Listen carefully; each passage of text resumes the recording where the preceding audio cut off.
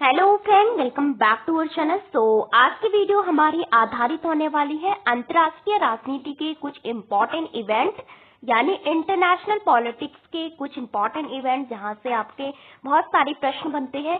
तो कभी आपके क्रोनोलॉजिकल ऑर्डर यानी कालक्रम अनुसार क्वेश्चन बनते हैं इन इवेंट से, कभी आपके फैक्ट बेस्ड क्वेश्चन बनते हैं और कभी मैच द फॉलोइंग क्वेश्चन बनते हैं और कभी आपका एक तरफ ईयर एक तरफ उनके बारे में लिख दिया तो डिफरेंट जो इवेंट है उनसे प्रश्न बनते हैं। तो सबसे पहले जान लेते हैं नेम के बारे में। तो गुटनिरपेक्ष आंदोलन से संबंधित कुछ इम्पोर्टेंट इवेंट है। तो आप सभी जानते हैं कि 1945 में जब सेकेंड वर्ल्ड वॉर आपका खत्म हो जाता है तो उसके बाद अमेरिका और सोवियत संघ के बीच एक तनाव, एक स्ट्रेस की स्थिति आती है और उसके 1947 से आपका धीरे धीरे 1945 में ही शुरू हो चुका था कोल्ड वॉर, लेकिन एक रफ्तार पकड़ता है 1947 के बाद से। फिर आपका 1991 तक, जब तक सोवियत संघ का विघटन ना हुआ तब तक आपका चलता है। एक तरफ था आपका पूरी दुनिया जो थी टू पार्ट में डिवाइड थी। एक तरफ था आपका वेस्टर्न ब्लॉक जो कि लोकतंत्र, उदारवाद, पूंजीवाद इन सब का प्रतिनिधित्व कर रहा था और उसका हेड था अमेरिका। दूसरी तरफ था ईस्टर्न ब्लॉक यानी पूर्वी ब्लॉक जो कि आपका साम्यवाद, कम्युनिज्म, कार्ल मार्क्स की जो विचारधारा है उसका प्रतिनिधित्व करता है। समानता, समता जो भी है, हर व्यक्ति को उसकी आवश्यकता के अनुसार मिलना चाहिए जितने भी संसाधन है, तो इसका प्रतिनिधित्व कर रहा था यूएसएसआर, सोवियत यूनियन। तो दोनों देश अपनी अपनी विचारधारा को लेके दुनिया में अपना प्रभुत्व बनाना चाह रहे थे, इसलिए बहुत सारे देशों को अपनी ओर मिलाने की इनकी बहुत बड़ी योजना भी थी, जैसे कि मार्शल प्लान के बारे में आपने सुना होगा। इसके अलावा सोवियत संघ ने जो प्लान लाया था मार्शल प्लान के एवज में, वो भी काफी चर्चा में रहता है। बहुत सारे प्रश्न वहां से आपके बनते हैं। इसके बाद जो अभी अभी स्वतंत्र देश बने थे यानी 1945 के बाद 1946-47 में, तो वो उनका कहना था कि हम ना तो ईस्टर्न ब्लॉक को ज्वाइन करेंगे, ना ही वेस्टर्न ब्लॉक को, ना ही हम पूंजीवाद गुट की तरफ जाएंगे, ना ही साम्यवाद। हम एक अलग मार्ग अपनाएं, क्योंकि अगर हम इन दोनों में से किसी एक के पास गए तो हम फिर से गुलाम हो जाएंगे। हम फिर से गुलाम नहीं होना चाहते हैं, क्योंकि हमें बहुत लंबे संघर्षों के बाद आजादी मिली है। तो इन देशों ने आपस में ये डिसाइड किया, जो तीसरी दुनिया के देश थे उन्होंने बोला कि हम इन दोनों गुटों के बीच क्या करेंगे, आपका जो तनाव है, जो अविश्वास है, जो स्ट्रेस है उसको कम करने का प्रयास करेंगे, जो शस्त्रों की होड़ है उसको कम करने का प्रयास करेंगे। तो पहली दुनिया जिसको कि पूंजीवादी देश के नाम से जानते हैं, दूसरी दुनिया जो समाजवादी देश, और तीसरी दुनिया आपके जो आपके विकासशील देश है जो अभी अभी आपके आजाद हुए हैं। तो यहाँ पे पहला इवेंट था गुटनिरपेक्षता से संबंधित, आपने बहुत बार सुना होगा इसके बारे में। तो सबसे पहले आता है गुटनिरपेक्षता यानी नॉन अलाइनमेंट जो टर्म है वो कब अस्तित्व में आया था, उसके बारे में कब बात की थी किसने, और 1953 में इस शब्द का पहली बार प्रचलन हुआ था। पहली बार ये टर्म आपका यूज में आया था और किसने इस शब्द का प्रयोग किया था, वीके कृष्ण मेनन ने। इनका नाम आपने काफी सुना होगा, जिन्होंने सरदार पटेल के साथ भारत के एकीकरण में महत्वपूर्ण भूमिका भी निभाई थी। फिर 1953 में इन्होंने अपने भाषण में जो नॉन अलाइनमेंट वर्ड है उसका प्रयोग भी किया था। तो इन्हीं को श्रेय दिया जाता है जो गुटनिरपेक्षता यानी नॉन अलाइनमेंट यानी नेम जो वर्ड है उसको कॉइन करने का। फिर नेहरू जी ने बाद में इस जो वर्ल्ड है उसका अपने भाषणों में भी उपयोग किया है, जैसे कि कोलंबो में उन्होंने एक भाषण दिया था, श्रीलंका की जो कैपिटल थी वहां पे। आज तो श्रीलंका की कैपिटल आपकी चेंज हो चुकी है, तो वहां पे इन्होंने भाषण दिया था। तो वहां पे उन्होंने इस शब्द के बारे में बताया था कि हम इस एक नया गुट बना रहे हैं जो कि दोनों गुटों के बीच शांति का प्रयास करेगा। इस तरह से उन्होंने इसके बारे में बातचीत की थी श्रीलंका में। फिर आप सभी को पता है उस समय विदेश मंत्रालय जो था पंडित नेहरू जी के पास ही था। दूसरा आता है एशिया अफ्रीका बांगडुंग सम्मेलन। तो जो एशिया और अफ्रीका की नव स्वतंत्र कंट्रीज थी, अभी अभी आपका ब्रिटिश उपनिवेशवाद से स्वतंत्र हुई थी, बहुत सारे जो दुनिया में उपनिवेश थे उनसे स्वतंत्र हुई थी। तो उनका एक सम्मेलन होता है अप्रैल 1955 में, कहाँ पे, इंडोनेशिया के बांगडुंग में। और बांगडुंग जो जगह है वो कहाँ पे है, इंडोनेशिया में। इसको काफी महत्वपूर्ण आपका माना जा रहा था, क्योंकि आर्थिक और सांस्कृतिक सहयोग से को बढ़ावा देने के लिए 29 जो नव स्वतंत्र देश थे, जिसमें कि कुछ अफ्रीका की कंट्रीज थी और कुछ आपकी एशिया की कंट्रीज थी, इन सबको एक साथ मिलाया और यहीं से आपका जो अंततः राष्ट्रीय एशियाई संघ यानी नेम का अग्रदूत बना। तो यहाँ पे पूछा जाता है कि बांगडुंग कॉन्फ्रेंस में कितने देशों ने भाग लिया था, किन किन देशों के बीच आपकी ये कॉन्फ्रेंस हुई थी। इसको Asian conference, Afro African conference के नाम से भी जाना जाता है। फिर है बेलग्रेड में नेम का पहला समिट। तो ऑफिशियली नेम अनाउंस हुआ था 1961 में और इसकी प्रोसेस 1953-54 से आपकी शुरू हो चुकी थी। 1953 में उन्होंने वर्ल्ड कॉइन किया, किसने? वीके मैनन ने। फिर 1954 में नेहरू जी ने कोलंबो में भाषण दिया, उसके बारे में बताया। 1955 में बांगडुंग में सम्मेलन हुआ, वहां पे भी इसके बारे में, इनके सिद्धांतों के बारे में बताया गया।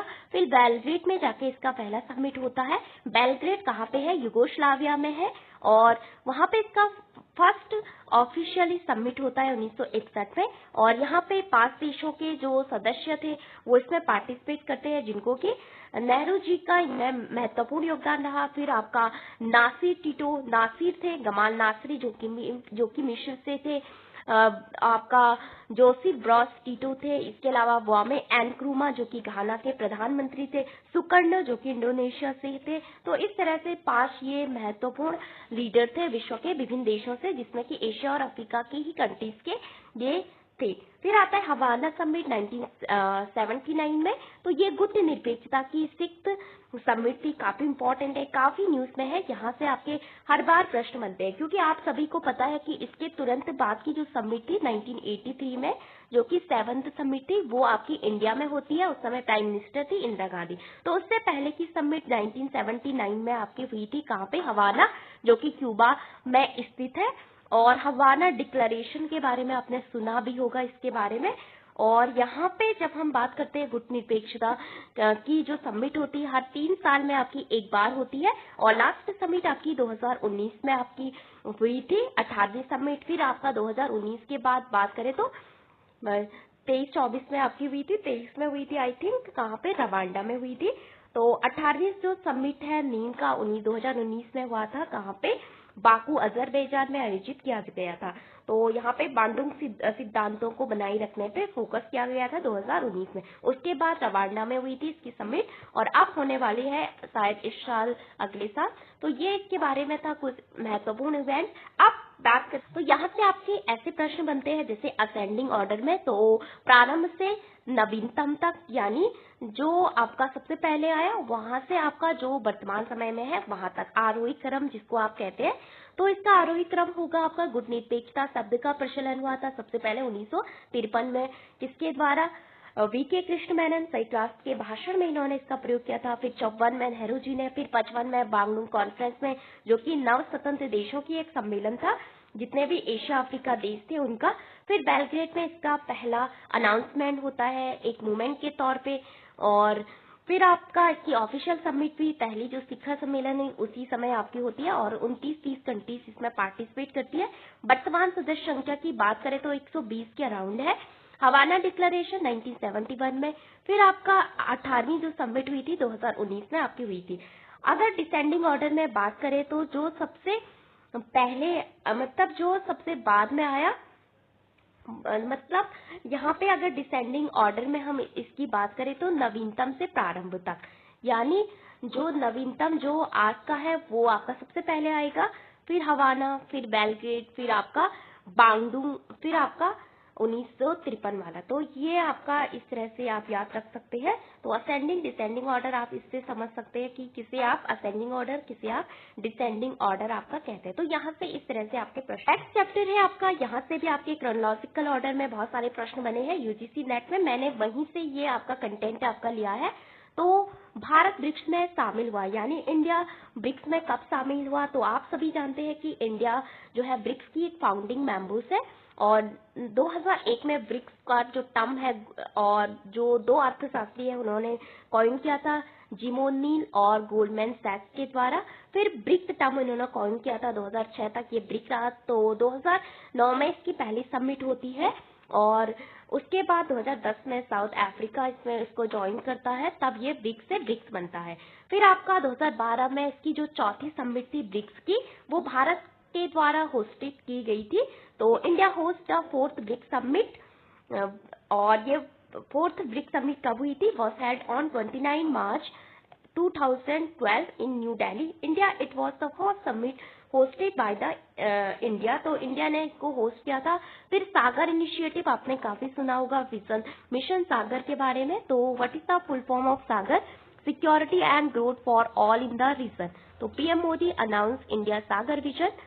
तो यहाँ पे 2015 में मोदी जी मॉरिशस गए थे, तो उन्होंने अनाउंस किया था। 2025 में दोबारा मॉरिशस गए, तो उन्होंने आपका महासागर विजन नाम से एक अलग इनिशिएटिव लॉन्च किया था वहां से। तो हिंद महासागर से रिलेटेड जितने देश है उनकी सिक्योरिटी की बात करता है ये। फिर आता है पीएम मोदी ने इंडो पैसिफिक ओशन इनिशिएटिव यानी IPOI इंडो पैसिफिक इनिशिएटिव कब लॉन्च किया था? तो इसका अनाउंसमेंट हुआ था 4 नवंबर 2029 at the 14 east Asia summit in Bangkok. तो जो ईस्ट एशिया समिट है उसका भी इंडिया पार्ट है, 2005 में आपका बना है। और ये आसियान के पहले दिन आसियान की समिट होती है और दूसरे दिन इसकी समिट होती है ईस्ट एशिया समिट की। तो थाईलैंड में इन्होंने अनाउंस किया था इंडो पैसिफिक ओशन इनिशिएटिव को। फिर आता है आपका भारत अमेरिका के नेतृत्व वाले इंडो पैसिफिक इकोनॉमिक फ्रेमवर्क में शामिल हुआ। तो India join the US led Indo Pacific economic framework. तो कब ज्वाइन किया था? आपका 2022 में। तो ये आपका इसका क्रोनोलॉजिकल ऑर्डर था। पहला भारत ब्रिक्स में शामिल हुआ क्योंकि फाउंडिंग मेंबर है, पहले से ही पार्ट है। चौथा शिखर सम्मेलन 2012 में हुआ था इंडिया में। पीएम मोदी ने सागर विजन की घोषणा की थी 2015 में। इसके अलावा इंडो पैसिफिक जो ओशन इनिशिएटिव था 2019 में आया था। और आपका जो यूएस वाला है IPEF इंडो मतलब US led Indo Pacific economic framework 2022 में। तो शांति और सुरक्षा की दृष्टि से आपका ये काफी इम्पोर्टेंट है। आर्थिक सहयोग और सार्वभौमिक विकास, क्षेत्रीय स्थिरता और वैश्विक साझेदारी। तो वसुधैव कुटुंबकम यानी the world is one family नाम से इनका मोटो है सबका। तो ये इम्पोर्टेंट है आपका। बात करते हैं नेक्स्ट की। तो आप सभी अच्छे से परिचित होंगे कि इस साल ब्रिक्स की 2026 में जो 18वीं समिट है वो आपके इंडिया में होने वाली है, भारत में होने वाली है। तो अभी जो यूएस के जो विदेश मंत्री है रूबियो, वो इंडिया आए हुए हैं। तो वहां पे क्वाड को लेके काफी बातचीत चल रही है। तो इसकी क्वाड की समिट भी इंडिया में होनी थी लेकिन अभी तक नहीं हो पाई। लेकिन ब्रिक्स की जो समिट है प्रस्तावित है आपकी इंडिया में।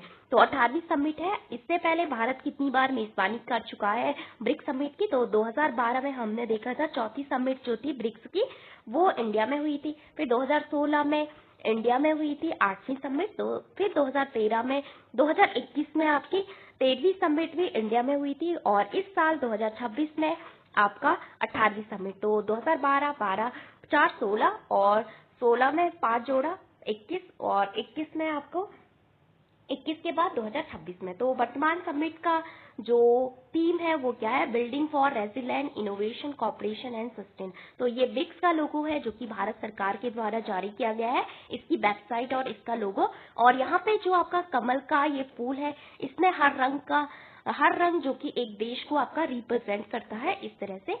फिर है अगर बात करें तो वर्तमान विकास, तो 18वां समिट इंडिया में होने वाली है, इसकी वेबसाइट लॉन्च की गई है और 10 देशों का 11 देश इसमें है। तो इंडोनेशिया भी 1 जनवरी 2025 को ज्वाइन किया था ब्रिक्स को। और इसमें पहले तो ब्रिक्स कंट्रीज थी लेकिन ब्रिक्स प्लस में बहुत सारी कंट्रीज आपकी ऐड हुई है, जैसे कि मिस्र हो गया, इथोपिया, ईरान, यूएई, सऊदी अरब और इंडोनेशिया। अर्जेंटीना ने पहले बोला था लेकिन नहीं हो पाया शामिल। और ब्रिक्स का उद्देश्य है एक समावेशी, बहुध्रुवीय और संतुलित विश्व व्यवस्था का निर्माण करना। फिर है सागर विजन इनिशिएटिव जिसका पूरा नाम है security and growth for all the region. 2015 में इसको लॉन्च किया गया था। इसका मुख्य उद्देश्य है कि इंडियन ओशन रीजन में शांति, स्थिरता, समृद्धि सुनिश्चित करना, चीन के बढ़ते समुद्री प्रभाव को संतुलित करना। तो यहाँ पे आपका समुद्री सुरक्षा, स्थिरता, आर्थिक और व्यापारिक सहयोग, क्षमता निर्माण और सतत विकास, मानवीय सहायता और आपदा राहत पे फोकस करता है। इसके अलावा भारतीय सेना ने 16 मार्च 2026 में इंडियन ओशन शिव सागर पहल का दूसरा संस्करण शुरू किया है और अब इसका नाम महासागर नाम से हो गया है। तो इंडियन ओशन नौसेना संगोष्ठी भी आपके होते हैं जिसमें कि 16 देश आपके सम्मिलित है और यहाँ पे 2008 के अराउंड ये आपका बना था जो IONS है आपका। और ये आपकी ब्रिक्स की वेबसाइट है, यहाँ पे आप देख सकते हैं कि इसकी ऑफिशियल वेबसाइट जो कि इंडिया ने हाल ही में लॉन्च की है, तो मैंने ये कंटेंट आपका वहीं से लिया है। फिर है आपका भारत की वैश्विक साझेदारी प्रमुख उपलब्धियां, इंडिया ग्लोबल पार्टनरशिप की माइलस्टोन सहयोग से समृद्धि तक। तो सबसे पहले आता है यहाँ पे अगर बात करें तो इंडिया ने दूसरे सार्क शिखर सम्मेलन की मेजबानी की थी। तो 1986 में सार्क का सम्मेलन भारत में हुआ था और बेंगलुरु में आयोजित किया गया। तो ऐसा भी प्रश्न पूछा जाता है कि सार्क का जो समिट है कितनी बार इंडिया में हुआ था। इसके अलावा नेक्स्ट है आपका आसियान के साथ हमने CA यानी comprehensive economic cooperation agreement sign किया था 2003 में। तो अभी बहुत सारे देशों के साथ भारत ने जो फ्री ट्रेड एग्रीमेंट साइन किया है जैसे कि यूके हो गया और यूरोपियन यूनियन हो गया, इसके अलावा UAE हो गया के साथ बातचीत चल रही थी और हाल ही में इटली के साथ स्ट्रैटेजिक पार्टनरशिप जो एग्रीमेंट है, स्पेशल स्ट्रैटेजिक पार्टनरशिप, वो भी आपका साइन हुई। तो FTA से बहुत सारे प्रश्न पूछे जाते हैं। तो आसियान के साथ भारत का जो FTA है वो आपका 2003 में शामिल हुआ था, तो बाली इंडोनेशिया में इस पे हस्ताक्षर किए गए। नेक्स्ट है पहला भारत अफ्रीकी मंच शिखर सम्मेलन 2008। तो first India Africa forum summit 2008 में हुई थी और ये नई दिल्ली में आपकी हुई थी और ये आपकी 3 बार हो चुकी है। एक तो 2008 में हुई थी, उसके बाद 2011 के राउंड आपकी हुई थी। तो ये आपका काफी इम्पोर्टेंट है। फिर आपका नेक्स्ट आता है UAE के साथ CETA 2022 में हमने UAE के साथ भी आपका जो comprehensive economic partnership agreement sign किया था, व्यापक आर्थिक साझेदारी समझौते पे हस्ताक्षर किए थे। SCO में भारत शामिल हुआ था 2017 में। पाकिस्तान और इंडिया ने अस्ताना शिखर सम्मेलन में SCO को ज्वाइन किया था। तो ये आपका काफी इम्पोर्टेंट है आपका। तो यहाँ से आपके बहुत सारे प्रश्न आपके बनते हैं। अगर बात करें भारत के दक्षिण पूर्व एशिया में जो कंट्रीज हैं उनमें किन किन के साथ FTA है, तो थाईलैंड के साथ अर्ली हार्वेस्ट योजना नाम से भारत का FTA है जिसको कि मुक्त व्यापार समझौता आपका कहते हैं। मुक्त व्यापार समझौता जब आपका जो कस्टम ड्यूटी होती है, जो व्यापार पे जो शुल्क लगाया जाता है उसको बहुत कम किया जाता है या 0% किया जाता है। तो यहाँ पे दोनों देशों के जो उत्पाद है उन पे टैरिफ की मात्रा कम की जाती है। तो ये थाईलैंड के साथ 2003 में हुआ था। उसके बाद सिंगापुर के साथ आपका कॉम्प्रिहेंसिव इकोनॉमिक कॉपरेशन एग्रीमेंट हुआ था 2005 में। 29 जून 2005 पे इस पे हस्ताक्षर हुए थे। फिर आपका भारत पहली बार ईस्ट एशिया शिखर सम्मेलन में शामिल हुआ था कब, आपका 14 दिसंबर 2005 को और ये कुआलालंपुर मलेशिया में आयोजित किया गया था। So India is a founding members of East Asia Summit. India participate in the first East Asia Summit held on 14 December 2005 in Kuala Lumpur. And next है आपका मलेशिया के साथ 2010 में और एक्ट ईस्ट पॉलिसी आप सभी जानते हैं 2014 में। तो ये थी कुछ इम्पोर्टेंट